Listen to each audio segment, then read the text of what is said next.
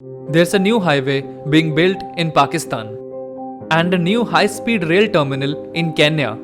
A seaport has recently opened up in Sri Lanka and a new headquarters building for the African Union in Ethiopia.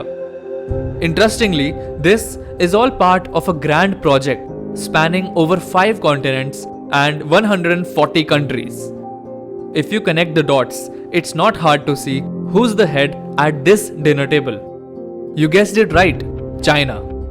And this grand project is China's Belt and Road Initiative, which will make China, without any exaggeration, the world's next superpower. If you like this video and the research behind it, please share it with your friends. At Summarize, my mission is to bring to you unfiltered stories from around the world that fuels your curiosity. So hit the subscribe button, comment your views down below and save this for later in case you wanna sound cool at a dinner party. Let's go.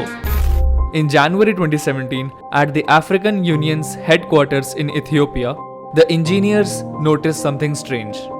There was a peak in data usage every night between midnight and 2 am, even though the building was empty. Upon investigation, it was found that the African Union's confidential data was being sent to servers in Shanghai. Emails, confidential files, everything.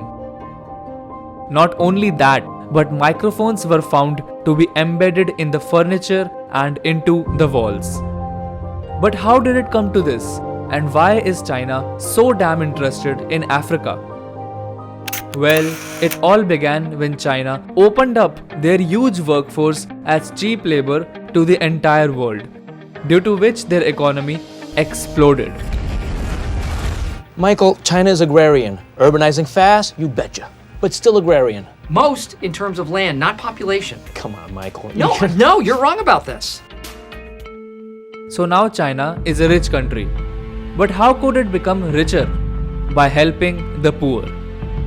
No, I'm not talking about philanthropy. Genius, billionaire, playboy, philanthropist. I'm talking about the fiercest weapon to enslave any nation: debt. But why Africa? Well, just think about it. How did China become what it is today? Developed countries like America, wanting cheap labor, invested in emerging economies like India and China in the past. Now, as China got rich, its labor got expensive and wages went up. This led to China looking into untapped markets that have the potential to grow with the right investment. Enter Africa. This was the economic side, but money is not China's only concern. In fact, for China, money is no concern at all. All the African countries, and I mean all of them, have had some Chinese investment in one way or another. Housing, railways, roads, stadiums, and even the national parliament. China has built it all. And this adds up to an investment of 2.3 lakh crore rupees. Just a little short of India's entire GDP. But why is China doing this? Out of the goodness of their hearts? Well, if you believe China's president Xi Jinping, then yes. 以非洲方式解决非洲问题。 But let's dig a little deeper.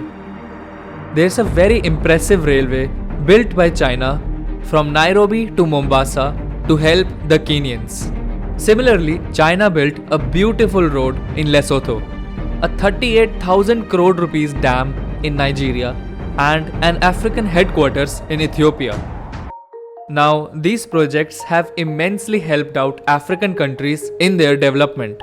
But are these gifts free, with no strings attached? Well, in today's world, everything comes with a price. To become the next superpower, China needs allies. And how do you make allies?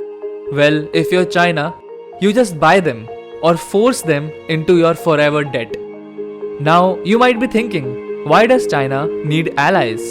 And that too, such poor countries like Liberia or Congo. Well, this is where the politics actually begins. China, you see, has two governments.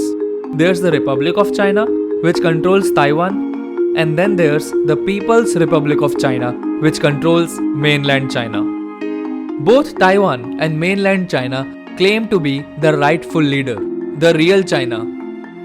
Back in 1971, the United Nations had to decide which government would represent China, as there could only be one in the UN. The US was the biggest superpower, opposing China's inclusion in the UN, along with 35 other countries, many of which were of Africa. Even though Taiwan lost that vote, China realized that it needed allies.